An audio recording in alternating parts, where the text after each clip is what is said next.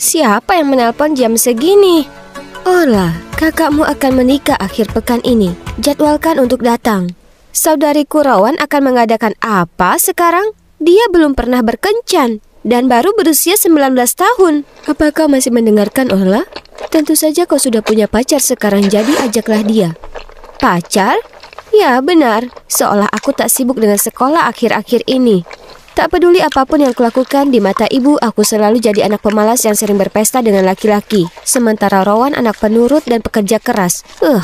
Kau tahu, orang tuaku sudah lama bercerai, jadi aku tinggal bersama ayahku di Atlanta dan ibu serta kakakku Rowan tinggal di pinggiran kota Denver bersama nenek.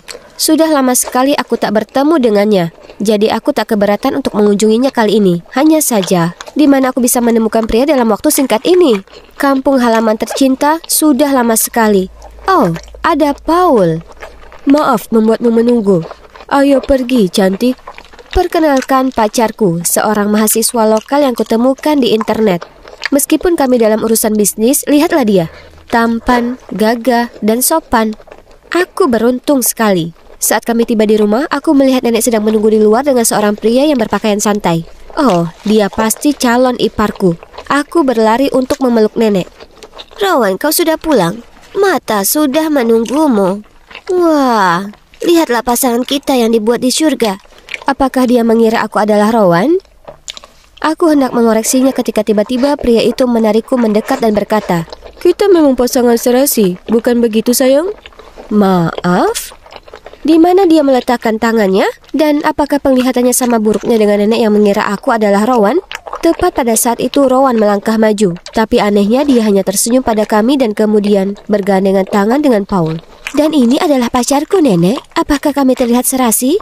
Ada apa dengan semua orang? Apakah aku masuk ke dalam alam semesta paralel atau semacamnya? Tiba-tiba Rowan menyeretku ke seberang taman. Lalu dia bercerita bagaimana nenek didiagnosis menderita Alzheimer yang telah berkembang begitu cepat belakangan ini.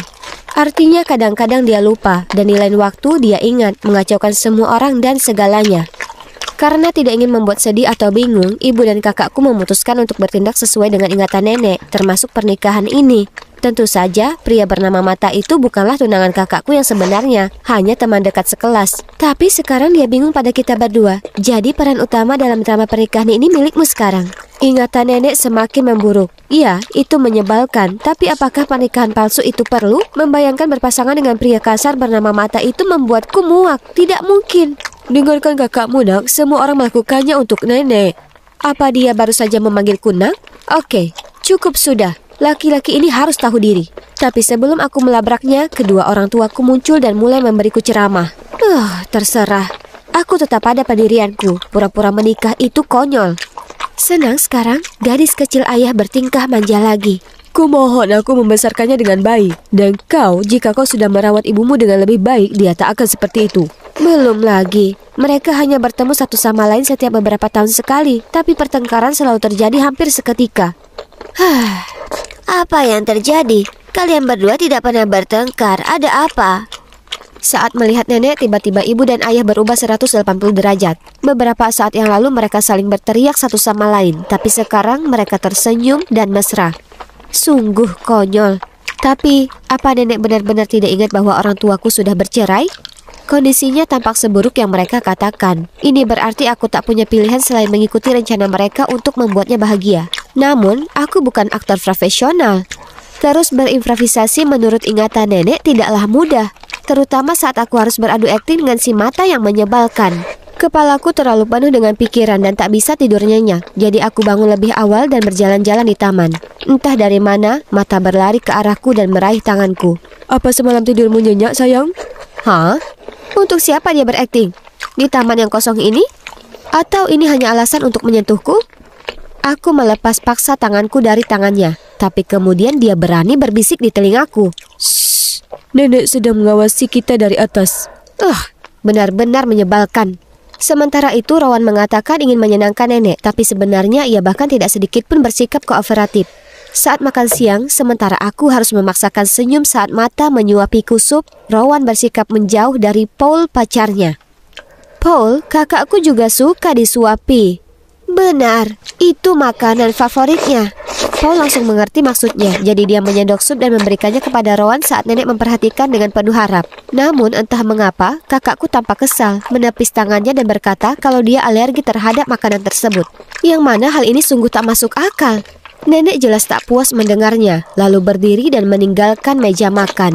Ada apa denganmu, Rowan? Kau tak perlu terlihat begitu kesal di depan nenek. Kenapa kau tidak bisa bekerja sama dengan Paul? Memang seperti itulah Rowan dari dulu. Dia pemalu dan tak bisa membuka diri dengan mudah pada orang asing, tak sepertimu. Apa maksudnya itu? Sebelum aku sempat menjawab, ayah membelaku. Bagaimana kau bisa berkata begitu? Bukankah Allah berusaha sebaik mungkin untuk memainkan perannya dan tak membuat nenek curiga? Oh, jadi kalian berdua berbuat baik, dan kami hanya mengacaukan semuanya? Mereka lagi-lagi bertengkar. Biasanya Rowan dan aku hanya berdiri di sana dan menonton. Karena hanya nenek kami yang bisa menghentikan pertengkaran mereka, dan kali ini tidak terkecuali. Begitu mereka melihat nenek, kedua orang tuaku langsung berbalik dan saling bergandengan tangan. Mata juga sama cepatnya. Ia meraih lenganku dan lengan nenek, lalu mengajak kami jalan-jalan. Hei, siapa kau? Kenapa kau sangat ramah pada kami? Ya ampun, baru beberapa detik yang lalu dan ingatannya tentang Mata sudah lenyap. Aku langsung bilang kalau aku dan Mata kuliah di kampus yang sama dan dia mengunjungiku.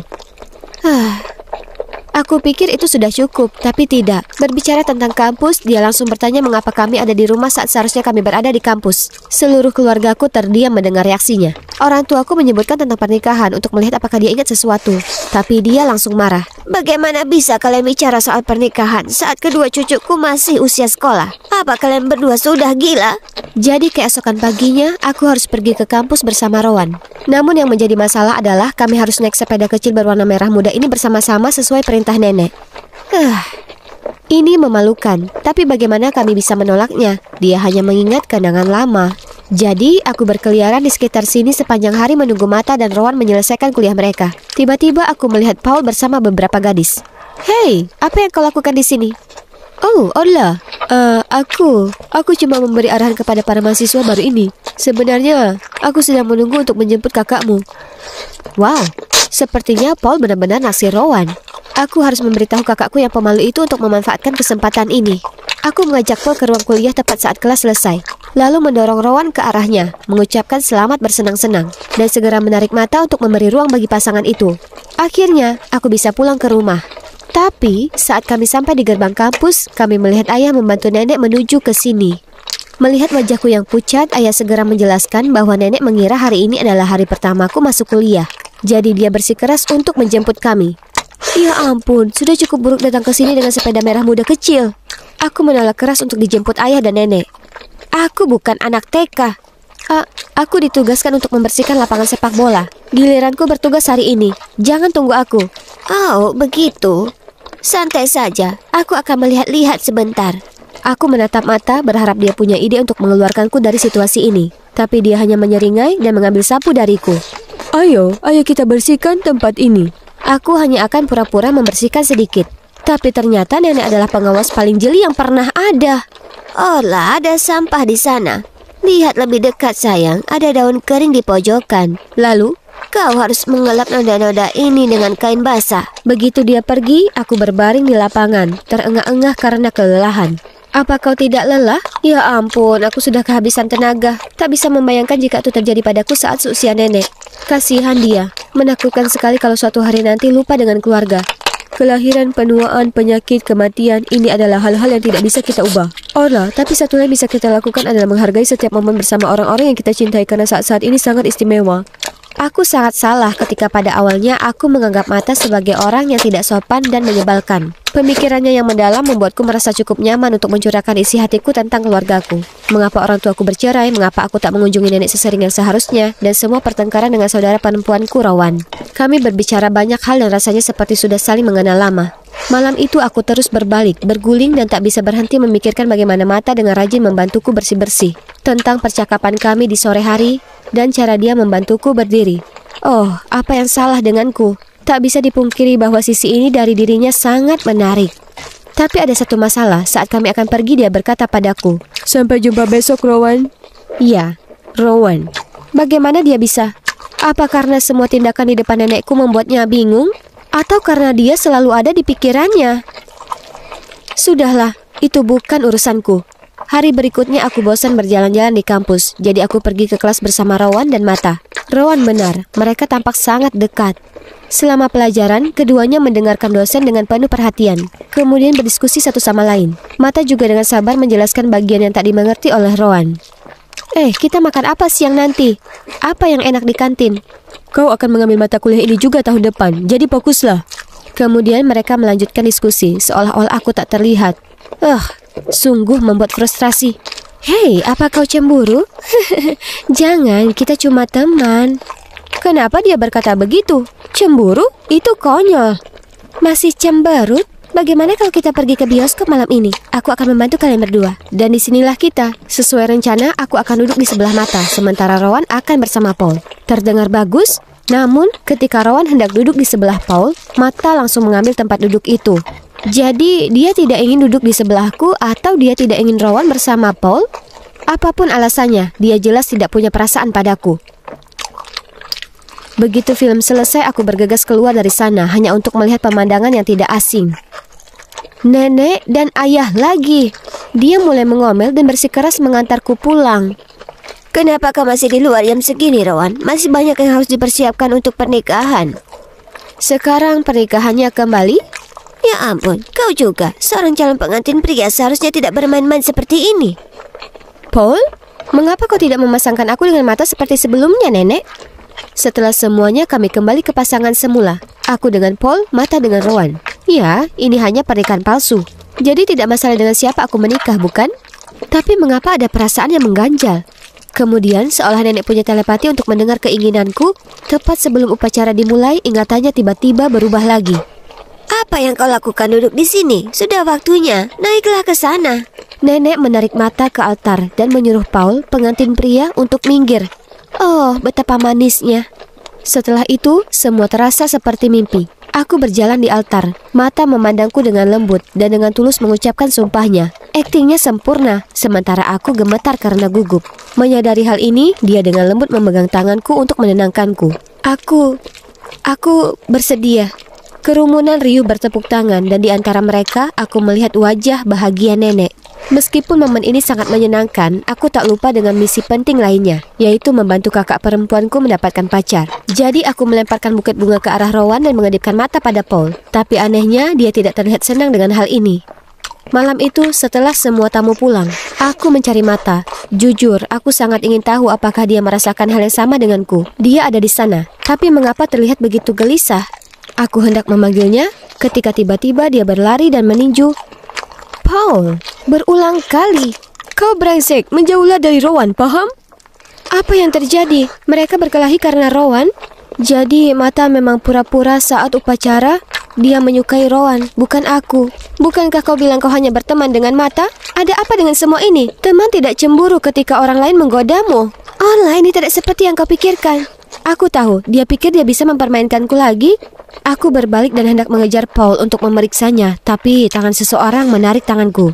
Itu Mata. Paul tak sebaik yang kau pikirkan. Ternyata alasan mengapa Rowan merasa canggung di dekat Paul adalah karena Paul selalu berusaha menyentuhnya. Belum lagi para gadis di media sosial menyebutnya pria yang hanya memanfaatkan mereka dan berselingkuh. Mata dan Rowan tahu itu semua, tapi mereka coba bertahan hingga pernikahan.